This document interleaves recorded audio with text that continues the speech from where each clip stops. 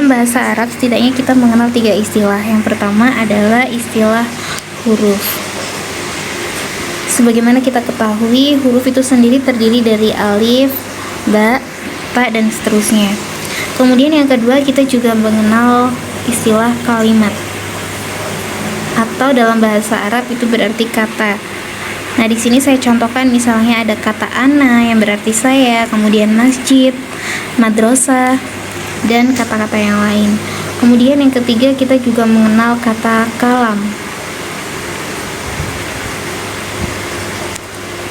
Nah, kalam itu sendiri merupakan kalimat. Saya contohkan misalnya alhamdulillahirabbil alamin. Nah, kalam sendiri merupakan susunan-susunan kata, sebagaimana alhamdulillahirabbil alamin terdiri dari kata alhamdu, lillahi, robbi, dan alamin. Di bab pertama dalam ilmu nahwu yang akan kita pelajari, pertama adalah kalimat, yaitu kata. Kalimat sendiri ada isim, fiil, dan huruf. Gimana sih caranya kita bisa tahu apakah itu isim, fiil, huruf? Nah, yang pertama caranya adalah dengan mengetahui artinya. Singkatnya, sebenarnya isim sendiri itu mengandung arti kata benda dan sifat. Entah itu mungkin juga tempat, waktu, dan lain sebagainya. Itu adalah isim. Sedangkan fiil sendiri artinya hanya satu, yaitu kata kerja. Jadi, kalau kalimat itu tidak mengandung isim dan fiil, maka itulah yang disebut dengan huruf. Nah, lantas bagaimana jika kita tidak tahu artinya? Jangankan untuk bisa mendefinisikan apakah itu isim, fiil, huruf, sedangkan bahasa Arab saja kita masih awam. Nah, maka kita perlu mengetahui tanda-tandanya. Yang pertama kita akan bahas isim. Tanda-tanda isim yang pertama adalah diakhiri dengan tanwin.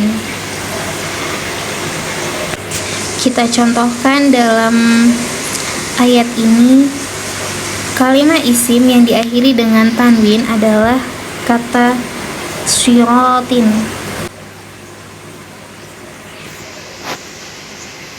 Nah,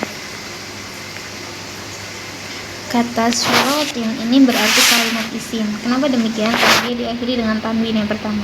Dan kalau kita lihat artinya, syiratin yang berarti jalan, itu merupakan kata.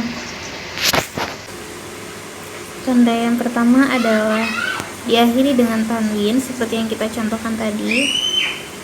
Nah, kemudian tanda yang kedua adalah diawali dengan al. Di sini akan kita contohkan banyak ya ternyata yang mengandung kata al. Nah, kita ambil mudahnya saja, misalnya an-nasi. Nah, an-nasi ini termasuk kalimat isim karena dia mengandung al. Nah, kalau kita flashback lagi kepada artinya yang berarti manusia, manusia sendiri merupakan kata benda, maka an-nasi adalah kalimat isim.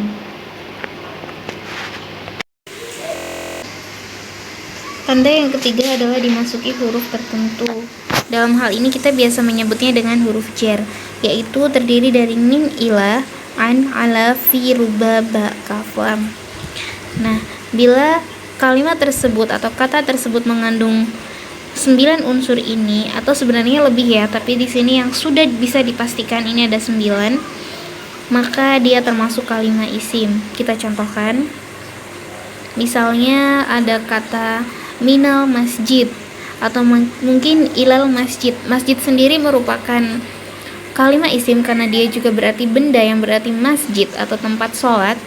Maka ketika dia ditambah dengan ila, sudah bisa dipastikan dia termasuk kalimat isim.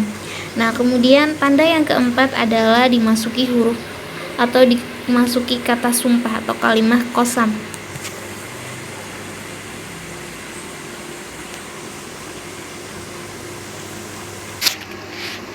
Nah, dalam kalimat ini kalimat qasamnya adalah wallahi, tallahi, billahi. Nah, bagi pemula sebaiknya kita hanya mengenal 3 kalimat sumpah ini, karena nanti kalau misalnya berkembang itu akan semakin menyulitkan kita. Jadi intinya, jika kata tersebut mengandung kata wallahi, tallahi, dan billahi, maka dia adalah termasuk kalimat isim. Kemudian contoh yang terakhir adalah tanda-tanda yang terakhir adalah tambahan ma, baik itu ma, mi, maupun mu.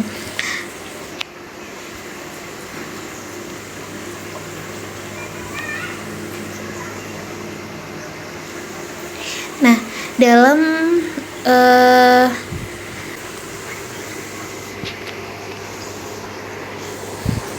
tambahan ma itu sendiri sebenarnya banyak sekali ya kita temukan. Jadi misalnya dari kata mif'alun atau dari kata maf'alun atau dari kata mufa'ilun. Jadi setiap kata yang dimasuki dengan huruf ma atau huruf mim, baik itu ma, mi maupun mu di awalnya, maka ia termasuk kalimat isim. Oke, next kita ke kalimat fi'il. Jadi kalimat fi'il tadi tentunya artinya kata kerja ya. Nah, untuk tanda-tandanya sendiri kita hanya perlu mengenal 4 tanda-tanda. Sebenarnya ada 7 tanda, tapi di sini jika kita sudah menguasai 4 tanda ini, sudah mengetahui 4 tanda ini, mewakili keseluruhan tanda-tanda daripada kalimat fi'il. Apa sih tanda-tandanya itu? Yang pertama adalah qad. Jadi kalau kalimat itu diawali dengan qad, sin dan saufa, maka dia termasuk kalimat fi'il. Ini diawali ya. Kita contohkan misalnya dari kata